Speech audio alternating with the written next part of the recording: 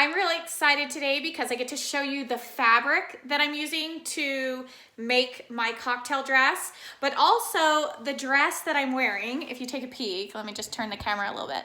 The dress that I'm wearing right here, this is a vintage dress, and it's a family heirloom. It was my stepdad's mother's, and then it came from her side of the family. So it's very, very old.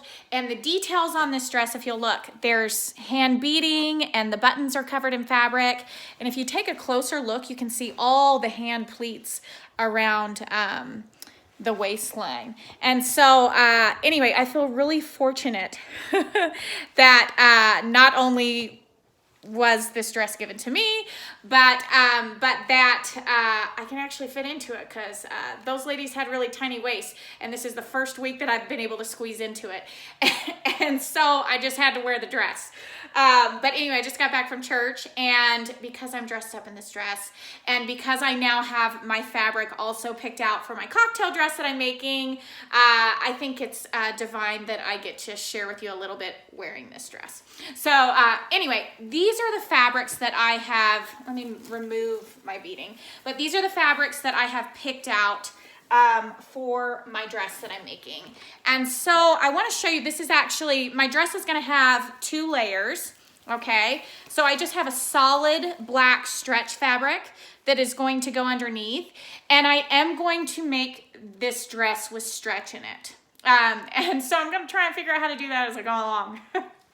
I've got it in my mind, but you'll get to see. This is kind of, I think about things and then I just start putting it together and hope that it works. And it usually does. I think about things a lot before I begin a project. But this layer is a stretch black fabric. And then this right here, I didn't want to overdo it with sequins. Sequins are really popular right now. There's lots of different size sequins. There's the fabrics that, you know, you can move your hand across, and there's 2 different colors with the sequins that you go back and forth. Sequins can be challenging to sew on. And so this fabric, I love the way sequins look, but it's because it's hard to sew on, I wanted to make sure this was a fabric that wasn't going to be difficult for me. But if you look up close, these are smaller sequins, and this is also kind of a lace pattern, if you can see that. So it's going to be really beautiful. It's going to have a little bit of bling on it. And then, of course, let me see if I can show you. And then I have my black beaded fringe that's going to be sewn all over the dress. And so that's just going to be beautiful when I get this piece together. Everything's in my head. And I'm always, even though I've made cocktail dresses before, there's always this little bit of hesitation and where I'm slightly overwhelmed right before I begin a project, because I've already invested in all the supplies. They're already cut. I can't return them.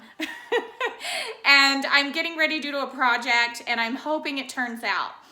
And, you know, I'm sharing this in advance on my blog. So I'm sharing it on social media. So, like, if it doesn't turn out.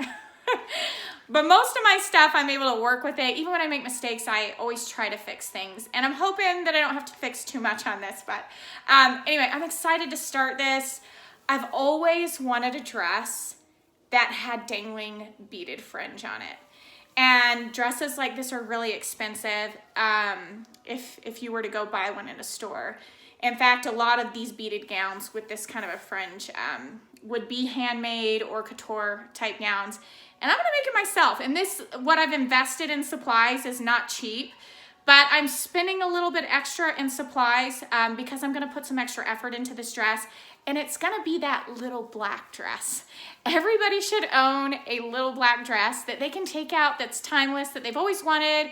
I've thought about a dress like this for like 10 years. I've always been like, oh, if I could find a dress with beading like this, and you know what? I'm finally going to make it. And in my head, it never goes out of style. So it's going to be that little black dress. So I'm excited for you to watch me go through the process. I'm excited for you to see this vintage dress that I'm wearing. I'm going to post some more pictures. Really old dresses, vintage clothing. When you see the detail work that goes into making these, you just don't see this kind of stuff in stores now.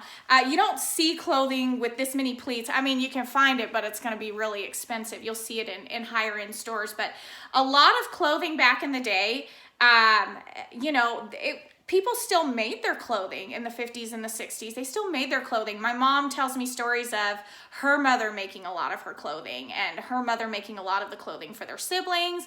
And my mother-in-law has told me stories of how her mother made clothing, and she also had to learn to sew to make her clothing, or you got it out of the Sears catalog.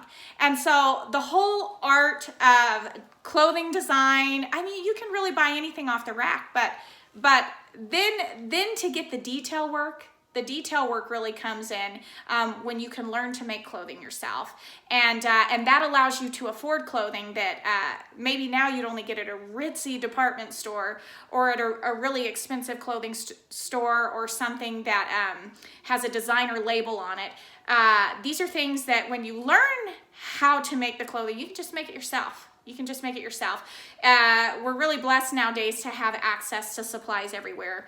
I got this fabric at Joann. Joann has a really great selection of clothing fabrics, apparel fabrics, but I mean, there's sequin fabrics right now. Sequins are really popular, and you can find some really, really beautiful fabrics at Joann's and Etsy. Etsy is amazing. And so anyway, I'm excited to share this process with you. This is the beginning. I've got stuff selected now, what I'm starting to piece together in my mind what it's gonna look like. And we're just gonna go from there. Happy to share it with you.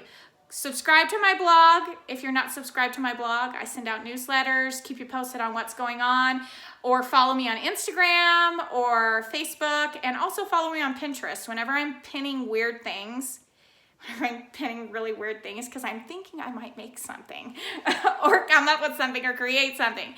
So I've been pinning a lot of black fringe, not just black fringe, but beaded fringe dresses. So that's where this is coming from. I finally decided I'm going to make something. Anyway, so thanks for following. Keep following along as I work on this project. Go visit theeverythinghousewife.com.